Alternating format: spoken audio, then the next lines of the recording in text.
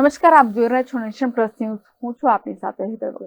વડોદરા શહેરમાં હાલ વધતા જતા ટ્રાફિકો સાથે વધી રહેલા અકસ્માતોને પગલે ટ્રાફિક જાગૃતિ અંગે નિવૃત્ત સૈનિકો સાથે બેઠક યોજી હતી, જેમાં જિલ્લા સૈનિક કલ્યાણ અને પુનર્વસન કચેરીના મુખ્ય અધિકારી નિવૃત્ત lieutenant colonel Vinod Palnikar, colonel Milind Gulati सहित अन्य निवृत्त अधिकारियों और सैनिकों उपस्थित रहा था। आज ऐसी एक सीमा आ चुकी है कि हमें सेल्फ डिसिप्लिन से पहले इंश्योर करना पड़ रहा है कि सब लोग डिसिप्लिन में आए। तो सबकी तरफ से ये सुझाव आया कि थोड़ा सा स्ट्रिक्टनेस और बरतें, जिसके कारण जैसे कि हेलमेट की स्ट्रिक्टनेस हो गई, स्पीड को नियंत्रण करने की स्ट्रिक्टनेस हो गई, और अगर कोई इंसान गलत टर्न ले रहा है उसकी स्ट्रिक्टनेस हो गई, ट्रैफिक का उल्लंघन कर रहा है, लाइट का उल्लंघन कर रहा है उसको पकड़ने की स्ट्रिक्टनेस हो गई। वो हम सब एक आवाज में बोल रहे हैं कि हम आपके साथ खड़े हैं, आप स्ट्रिक्टनेस करो। क्यों? क्योंकि जो जो गिर रहा है, जिसका देहांत हो रहा है, वो भी तो हमारा कोई भाई बहन माता पिता ही है, और हम नहीं चाहते कि किसी को भी क्षति पहुंचे।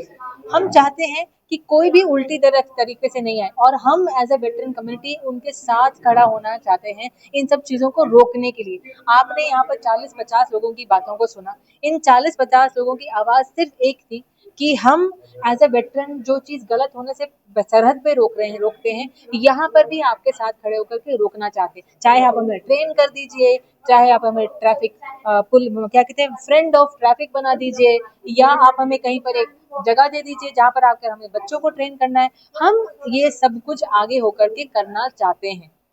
तो छोटी सी जगह लीजिए, अगर आपके घर में कोई इंसान तेजी से जा रहा है और आपका ट्रैफिक पुलिस है या फ्रेंड है, उसको रोकेगा और बोलेगा नहीं कर सकता है, चल मैं तेरा नाम काटता हूँ, अगर उसको रोकने वाला भी अगर एक बंदा मिल जाता है तो वो उस गली से हो सकता है दूसरी बार जाने से रोकेगा। इस तरह से हर गली दर गली अगर कोई ऐसा इंसान उसको रोकने वाला मिल जाता है, राइट, उसको पकड़ने वाला मिल जाता है, तो वो आज नहीं कल नहीं परसों चौथे दिन के बाद वो रोकेगा ही रोकेगा।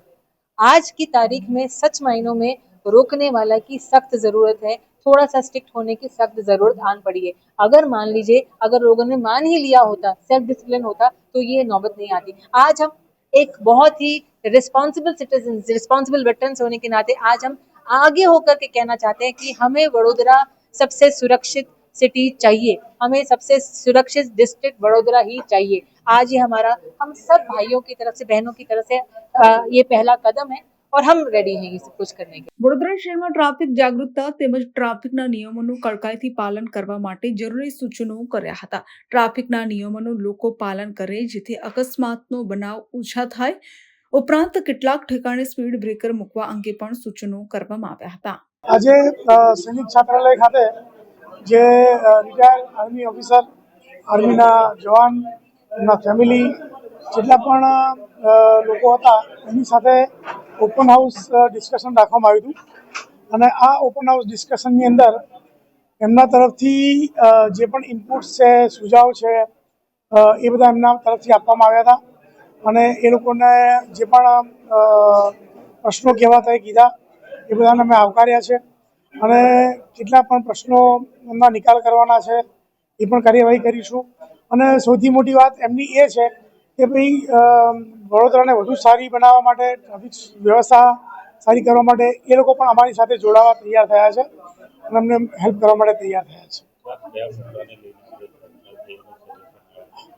સજેશનમાં મેઇનલી એમના આજે પબ્લિક પાસેથી આવે છે એ પ્રકારના તમામ મુદ્દા હતા કે ભાઈ સિગ્નલ જ્યાં જ્યાં હોય એને કઈ રીતે ઓપરેટ કરવું.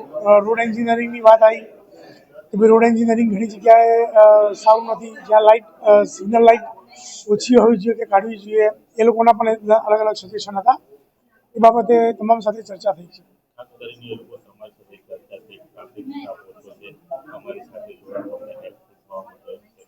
હા, એ કમ્પેરેટિવલી ટ્રાફિકનું જે સ્ટ્રેન્થ ઓછી છે એના અનુસંધાને એમણે પોતે અમારી સાથે આવી અને મદદ કરવાનું એમણે કીધું છે કે જરૂર પડે તો અમે લોકો પણ તમને મદદમાં આવીશું, એનસીસીના કેડેટ્સને પણ સાથે લાવીશું, એવું એમણે એશ્યોરન્સ આપ્યું છે. Report Nation Plus News Vadodara.